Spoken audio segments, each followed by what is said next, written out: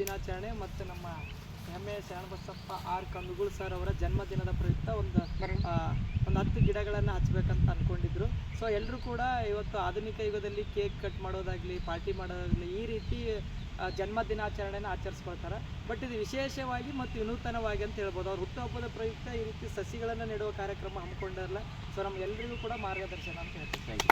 ನಮ್ಮೆಲ್ಲರೂ ಕೂಡ ಇದೊಂದು ಮಾರ್ಗದರ್ಶನ ಮತ್ತು ಇದೇ ರೀತಿ ಎಲ್ಲ ವಿದ್ಯಾರ್ಥಿಗಳಾಗಲಿ, ಮುಂದೆ ಬರುವ ಪೀಳಿಗೆ ಆಗಲಿ ಇದೇ ರೀತಿ ನಡ್ಕೊಂಡು ಹೋಗಬೇಕು. ಯಾಕಪ್ಪ ಅಂತಂದರೆ ಪರಿಸರ ರಕ್ಷಣೆ ನಮ್ಮೆಲ್ಲರ ಹೊಣೆ ಅಂತ ಹೇಳ್ತೀವಿ.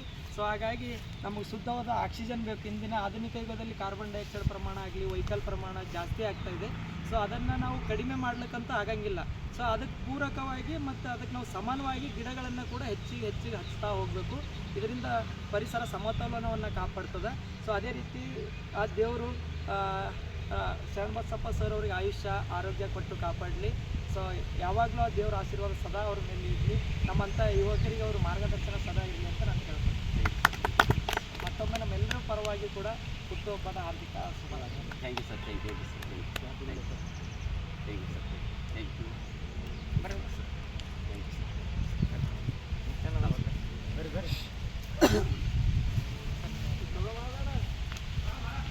ನಮಸ್ಕಾರ ಎಲ್ಲರಿಗೂ. ಮೊದಲನೇದಾಗಿ ನನ್ನ ಹುಟ್ಟುಹಬ್ಬದ ಶುಭಾಶಯ ಕೋರಿದಂಥ ಈ ಒಂದು ಪರಿಸರದಲ್ಲಿ ಎಲ್ಲ ಭಾಗಿಯಾಗಿರುವಂಥ ನನ್ನ ಸ್ನೇಹಿತರು, ಸೊ ಮುಖ್ಯವಾಗಿ ಎಂದು ಹೇಳಬೇಕಾಗುತ್ತೆ ಅಂದರೆ ಇವತ್ತಿನ ಒಂದು ಪ್ರೋಗ್ರಾಮ್ ಅಂತಾರಾಷ್ಟ್ರೀಯ ಯೋಗ ದಿನಾಚರಣೆ ಅಂತ ಹೇಳ್ತೀವಿ.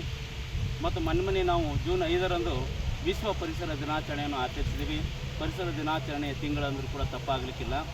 ಈ ಒಂದು ಕಾರ್ಯಕ್ರಮದ ಅಂಗವಾಗಿ ಜೊತೆಗೆ ನನ್ನ ಒಂದು 41ನೇ ವರ್ಷದ ಜನ್ಮ ದಿನಾಚರಣೆಯನ್ನು ಸರ್ ಈಗಾಗಲೇ ಹೇಳಿರುವಂತೆ ಪ್ರತಿಯೊಬ್ಬರು ಒಂದೊಂದು ರೀತಿಯಲ್ಲಿ ಬರ್ತ್ಡೇಗಳನ್ನು ಆಚರಣೆ ಮಾಡ್ತಾರೆ. ಕೇಕ್ ಕಟ್ ಮಾಡೋ ಮುಖಾಂತರ ಆಗಿರ್ಬೋದು, ಪಾರ್ಟಿ ಮಾಡೋ ಮುಖಾಂತರ ಆಗಿರ್ಬೋದು, ಮತ್ತೊಂದರ ಮುಖಾಂತರ ಈ ರೀತಿ ಮಾಡ್ತಾರೆ. ನಾನು ಸ್ವಲ್ಪ ಯಾವಾಗಲೂ ಸ್ವಲ್ಪ ವಿಭಿನ್ನವಾಗಿ ಮಾಡಬೇಕು ಅನ್ನೋಂಥ ಒಂದು ಆಲೋಚನೆ ಇತ್ತು. ಸೊ ಹೋದ ವರ್ಷ 21 ಪುಸ್ತಕಗಳನ್ನು ಸ್ಕೂಲು ಮತ್ತು ಕಾಲೇಜ್ ಲೆವೆಲ್ಗೆ ವಿತರಣೆ ಮಾಡೋ ಮೂಲಕ ಆಚರಣೆ ಮಾಡಿಕೊಂಡೆ. ಅದರ ಹಿಂದಿನ ವರ್ಷ ವೃದ್ಧಾಶ್ರಮಕ್ಕೆ ಹೋಗಿ ಅಲ್ಲಿರುವಂಥ ವೃದ್ಧರಿಗೆ ಹಣ್ಣುಗಳ ವಿತರಣೆ ಮಾಡಿಕೊಂಡೆ. ಇವರು ಸ್ವಲ್ಪ ವಿನೂತನ ಮಾಡಬೇಕಂತ ನಮ್ಮ ಅತ್ಯುಮೆಚ್ಚಿನ ಆತ್ಮೀಯರಾಗಿರೋದನ್ನ ಶ್ರೀ ಕೇದಾರ್ನಾಥ್ ಅವ್ರಿಗೆ ಸರ್ ಯಾವ ಥರ ಮಾಡಿದ್ರೆ ಚೆನ್ನಾಗಿರುತ್ತೆ ಈ ಥರ ಅಂತ ವಿಚಾರ ಮಾಡಿದವ್ರ ಜೊತೆ ಉಪಯೋಗಿಸ್ಬೇಕು ಮಾಡಿದಾಗ ಸರ್ ಅಂದರು, ಸರ್ ಗಿಡ ನೆಟ್ಟರೆ ತುಂಬ ಚೆನ್ನಾಗಿರುತ್ತೆ ಅನ್ನೋಂಥ ಮಾತುಗಳನ್ನ ಅವರು ಹೇಳಿದ್ರು. ಸರ್ ಅದಕ್ಕಾಗಿ ಗಿಡ ನೆಡೋದು ಯಾವ ಥರ ಮಾಡಿದ್ರೆ ಚೆನ್ನಾಗಿರುತ್ತೆ ಅನ್ನೋಕ್ಕೆ ಸರ್ ಕೂಡ ಸಜೆಸ್ಟ್ ಮಾಡಿದ್ರು. ಆಗ ಪರಿಚಯ ಆದಂಥ ವ್ಯಕ್ತಿನೇ ಇಲ್ಲಿರುವಂಥ ಒಬ್ಬ ಒಳ್ಳೆಯ ವ್ಯಕ್ತಿ, ಅವರ ಆತ್ಮೀಯ ಫ್ರೆಂಡ್ ಪರಿಚಯ ಆದ ಶ್ರೀ ಸಂತೋಷ್ ಕುಮಾರ್ ಸರ್ ಅಂತ ಕನಸು ಸೇವಾ ಸಂಸ್ಥೆ ಅಧ್ಯಕ್ಷರು. ಅವರಿಗೆ ನನ್ನ ಹುಟ್ಟುಹಬ್ಬಕ್ಕೆ ವಿಶೇಷವಾಗಿ ಅವರು ಒಂದು ಸಸಿ ನೆಡುವಂಥ ಕಾರ್ಯಕ್ರಮ ಇವರೆಲ್ಲರ ಸಮಕ್ಷನೆ ಮಾಡ್ತಾರೆ. ಮೊದಲನೇ ಜೋರಾದ ಚಪ್ಪಾಳೆ ಮೂಲಕ ಧನ್ಯವಾದಗಳನ್ನು ಹೇಳೋಕ್ಕೆ ಇಷ್ಟಪಡ್ತೀನಿ. ಯಾಕಪ್ಪ ಅಂತಂದರೆ ಒಬ್ಬ ಹಸಿದವನಿಗೆ ಒಂದು ಹೊತ್ತು ಊಟ ಕೊಟ್ಟರೆ ಅವತ್ತಿನ ಒಂದು ದಿನ ಇದು ಮಾಡದಂತೆ. ಬಟ್ ಇವತ್ತಿನ ಕಲುಷಿತವಾದಂಥ ಸಮಾಜ ಅಥವಾ ಕಲುಷಿತವಾದ ಈ ಪರಿಸರ ಏನಾಗ್ತದೆ, ಮನುಷ್ಯನ ಜೀವನವನ್ನು ದೈನಂದಿನವಾಗಿ 100 ವರ್ಷದ ಆಯುಷ್ಯ ಪೀರಿಯಡ್ ಇವತ್ತು ಲೆಸ್ ಆಗ್ತಾಯಿದೆ, 80 ಬರ್ತಾಯಿದೆ, 60 ಬರ್ತಾಯಿದೆ, ಇವತ್ತು 50 ಕಂಪ್ಲೀಟ್ ಆಗ್ತಾಯಿದೆ. ಆ ಆಯುಷ್ಯವನ್ನು ಹೆಚ್ಚಿಗೆ ಮಾಡೋ ಸಲುವಾಗಿ ಒಂದು ಒಳ್ಳೆಯ ವಾತಾವರಣ ಕಲ್ಪಿಸಬೇಕನ್ನುವಂಥ ನಿಟ್ಟಿನಲ್ಲಿ ಅವರ ಒಂದು ಸೇವಾ ಸಂಸ್ಥೆಯು ಕೂಡ ಏನಾಗ್ತದೆ ನಮ್ಮ ಜೊತೆ ಕೈ ಜೋಡಿಸ್ತಾ ಇದೆ. ಅದಕ್ಕಾಗಿ ಅವರಿಗೆ Sadguru Shri Shivasharanananda education and charitable trust ವತಿಯಿಂದ ನಾನು ಅಲ್ಲಿ ಅಧ್ಯಕ್ಷನಾಗಿಯೂ ಮತ್ತು ಸಣ್ಣ ಪುಟ್ಟ ಸೇವೆಯನ್ನು ಸಲ್ಲಿಸಬೇಕನ್ನುವಂಥ ಮನಸ್ಸಿನೊಂದಿಗೆ ನಾನು ಕೂಡ ಅವ್ರ ಜೊತೆ ಕೈ ಜೋಡಿಸಿದ್ದೀನಿ. ಅವರ ಸಂಸ್ಥೆ ಜೊತೆಗೆ ನಮ್ಮ ಸಂಸ್ಥೆಗಳು ಬೆಳೀಲಿ ಅಂತ ಹೇಳ್ತಾ ಆ ನಮ್ಮ ಸಂಸ್ಥೆ ಮುಖಾಂತರ ಈ ಒಂದು ಕಾರ್ಯಕ್ರಮವನ್ನು ವಿನೂತನವಾಗಿ ಅವರು ಹಮ್ಮಿಕೊಂಡಿರುವುದನ್ನು ಆಯೋಜನೆ ಮಾಡಿದ್ದೆ ಅವ್ರಿಗೆ ಧನ್ಯವಾದ ಸಲ್ಲಿಸುತ್ತಾ, ಅದಕ್ಕೆ ಪ್ರೇರೇಪಣೆ ಮಾಡುವಂಥ ಪ್ರೇರಣಾಗಾರ ಅಂತ ತಪ್ಪಾಗಲಿಕ್ಕೆ. ಯಾಕಂದರೆ ಸೊ ಅದ್ಭುತವಾದ ನನಗೆ 2 ವರ್ಷ 3 ವರ್ಷದಿಂದ ಸತತವಾಗಿರುವಂಥ ಕಾಯಕ ಯೋಗಿ, ಹೆಸರಲ್ಲಿ ಕಾಯಕ, ಅವರು ಯೋಗಿಗಳೇ ಅಂತ ಹೇಳೋಕ್ಕೆ ತಪ್ಪಾಗಲಿಕ್ಕಿಲ್ಲ.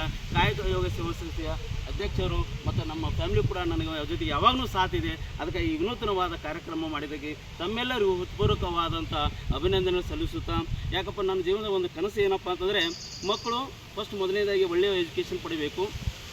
ಇವತ್ತು ಬಡವರಿರಲಿ, ನಿರ್ಗತರಿಗಿರಲಿ ಅಂಥ ಮಕ್ಕಳು ಒಂದು ದೊಡ್ಡ ಮಟ್ಟದ ಒಂದು ವಿದ್ಯೆಗಳನ್ನು ಪಡೆಯಬೇಕು. ಅತ್ಯುನ್ನತವಾದ ಒಂದು ಎಜುಕೇಷನ್ ಶಿಕ್ಷಣವನ್ನು ಪಡೆದು ಅವರು ಸ್ವಾವಲಂಬಿಯಾಗಿ ಜೀವನ ನಡೆಸಬೇಕು. ಯಾರ ಮೇಲೂ ಡಿಪೆಂಡ್ ಇರಬಾರ್ದು.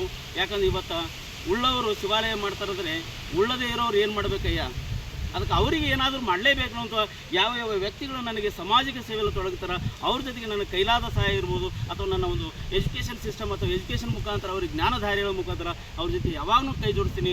ವಿದ್ಯಾರ್ಥಿಗಳ ಏಳಿಗೆ ನನ್ನ ಒಂದು ಧ್ಯೇಯ ಆಗಿದ್ದರಿಂದ ವಿದ್ಯಾರ್ಥಿಗಳು ಯಾವ್ಯಾವ ಆ್ಯಂಗಲ್ನಲ್ಲಿ ಆಗಿರ್ಬೋದು, ಕಲ್ಚರಲ್ ಆಗಿರ್ಬೋದು, ಸೋಷಲಾಜಿಕಲ್ ಆಗಿರ್ಬೋದು, ಪರಿಸರವಾಗಿ ಆಗಿರ್ಬೋದು, ಮತ್ತು ಎಜುಕೇಷನ್ ಸಿಸ್ಟಮ್ ಯಾವುದೇ ರೀತಿ ಇರಬೇಕು, ಮಕ್ಕಳ ಏಳಿಗೆ ನನ್ನ ಏಳಿಗೆ, ಮಕ್ಕಳ ಏಳಿಗೆಯಾಗಿ ನಾನು ದುಡಿತೀನಿ. ಇಂಥ ಈ ಒಂದು ಟೀಮ್ ಸಿಕ್ಕಿದ ಸಲುವಾಗಿ ಈ ಒಂದು ಟೀಮಿಗೆ ನನ್ನ ಒಂದು ಹುಟ್ಟುಹಬ್ಬನು ವಿನೂತನವಾಗಿ ಇವತ್ತು ತುಂಬ ಚೆನ್ನಾಗಿ ಆಚರಣೆ ಮಾಡೋಕ್ಕೆ ಮತ್ತೊಮ್ಮೆ ಅವರಿಗೆ ನಾನು ಈ ಒಂದು ಕಾರ್ಯಕ್ರಮದಲ್ಲಿ ಸನ್ಮಾನ ಮಾಡಬೇಕಂತ ಆಸೆ ಮಾಡ್ಕೊಂಡಿದ್ದೀನಿ. ದಯವಿಟ್ಟು ಅವ್ರ ಸನ್ಮಾನ ಸ್ವೀಕರಿಸಬೇಕಂತ ಹೇಳ್ತಾ ಸರ್ ಸ್ವಲ್ಪ ಅಧ್ಯಕ್ಷರಾಗಿರುವಂತಹ ಸಂತೋಷ್ ಕುಮಾರ್ ಹೆಸರಿನಲ್ಲಿ ಸಂತೋಷವಾಗಿದ್ದಾರೆ.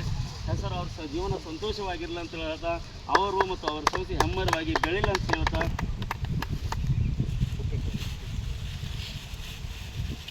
ಗುರು Shri Shivashananda education and charitable trust ವತಿಯಿಂದ ಅವರಿಗೆ ಒಂದು